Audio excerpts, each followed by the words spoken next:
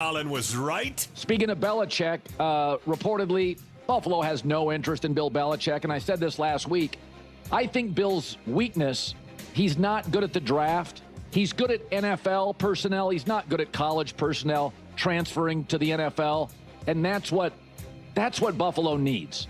A really, really sharp guy in terms of personnel. I think Bill's a little bit tone deaf to offense today. He's also a little stubborn. Bill's going to want to coach his guys, do it his way, and build his staff. That is not what Buffalo needs. It may work in Philly with Howie Roseman running the draft. He doesn't feel like a fit in Buffalo. Yeah, it's a really intriguing situation because at this moment, I have no clear idea who the Buffalo Bills should ultimately hire.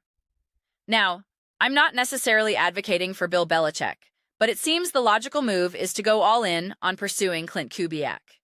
And when you consider all the potential suitors for Kubiak, you have to imagine the Bills are a frontrunner.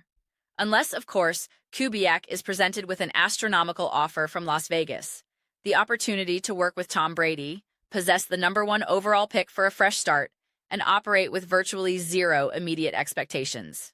In contrast, accepting the Buffalo job comes with the immense pressure to win a Super Bowl immediately, though you do have the immense benefit of Josh Allen. Colin Cowherd has been discussing personnel and structural fit, and he's completely accurate in his assessment. The uncertainty lies in whether Kubiak possesses the specific attributes or desires that particular challenge. You simply don't know. The Seattle Seahawks, for instance, are an incredibly well-run franchise with an excellent general manager and ownership structure. So, the question then becomes, do you target an offensive mind like Brian Daboll or Clint Kubiak, or do you prioritize a defensive-focused head coach? That latter option opens another door. Could you bring in a Brian Daboll to serve as offensive coordinator for Josh Allen, while simultaneously hiring a defensive mastermind like Brian Flores? That would give you a great defensive head coach paired with a strong offensive coordinator. The core problem is, we lack clarity on what's actually available. Is Brian Daboll willing to accept an offensive coordinator role with the Buffalo Bills? Or would he only consider that for a team like the Tennessee Titans, holding out for a head coaching position elsewhere? We just don't know. This inherent uncertainty is what makes trying to figure out this coaching carousel essentially impossible. Yet, it remains an incredibly vital conversation, especially when you observe what competently managed franchises are capable of achieving. If you're the Buffalo Bills organization right now, you have to feel a bit sick to your stomach watching how the AFC Championship unfolded with the Broncos and Patriots. You have to be looking at that game and thinking, what is happening right now? We could attribute some of it to weather, but I'm not inclined to lean on that excuse because that Broncos defense completely stifled Drake May before the conditions deteriorated. They simply did. And we can mock Josh Allen all we want with narratives like, Sam Darnold reached the Super Bowl before Josh Allen. No.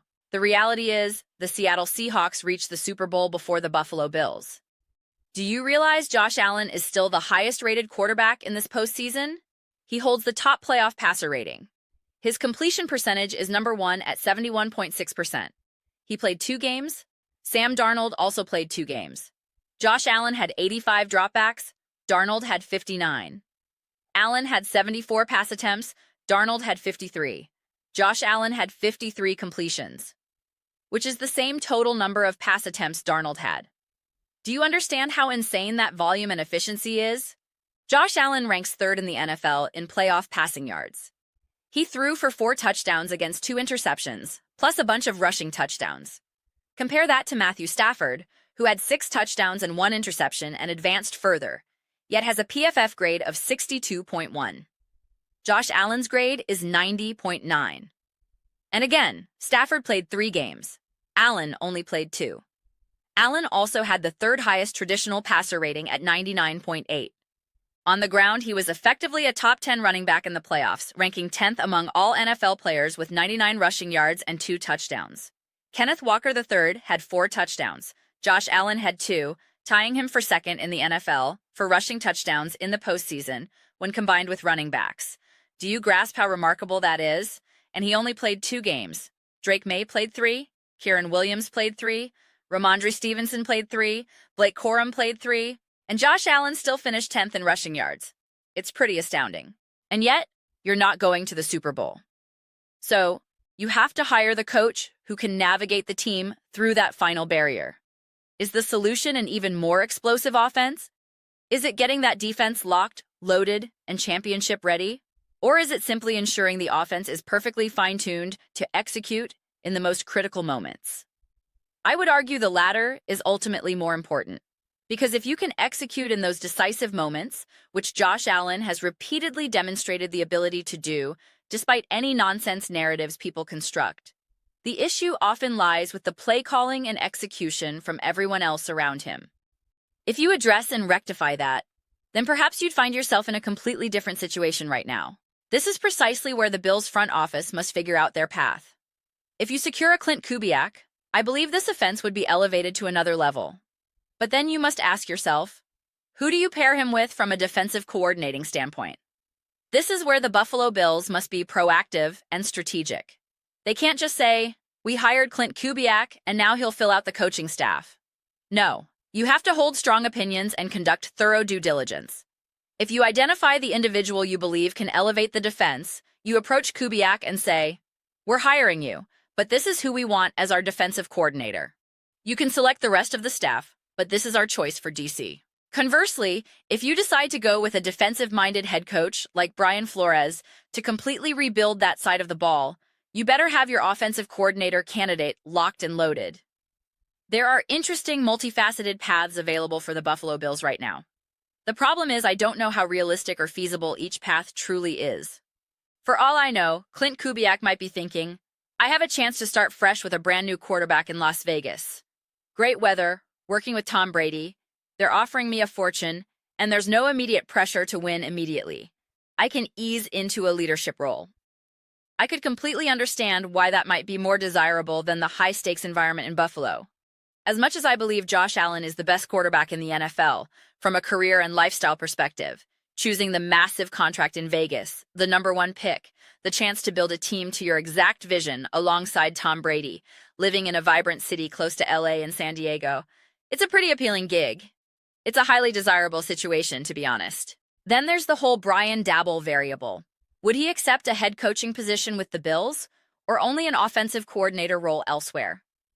If he does take an OC job with the Bills, then who becomes your defensive-minded head coach? Do you believe Brian Flores is that guy? If not him, then who? You could have potentially targeted someone like a defensive specialist to be the head coach and then paired him with an offensive coordinator like Daboll or Cliff Kingsbury.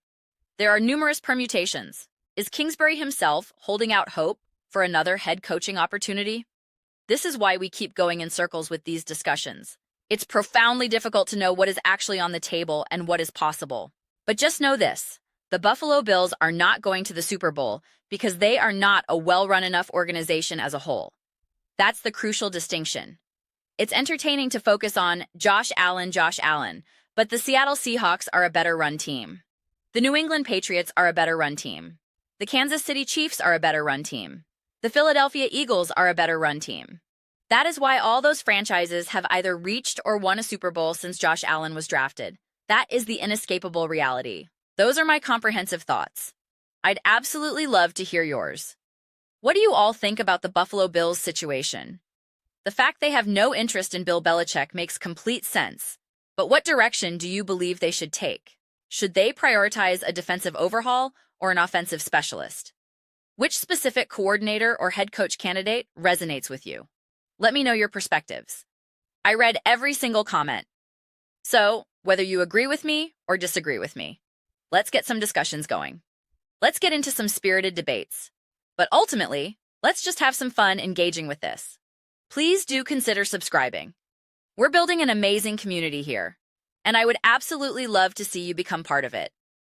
I want to build something we all genuinely feel connected to, something we're really excited to be a part of. I think we're well on our way. Please don't forget to give this video a thumbs up, as it genuinely helps with visibility and the algorithm. Thank you so much. I'll see you next time.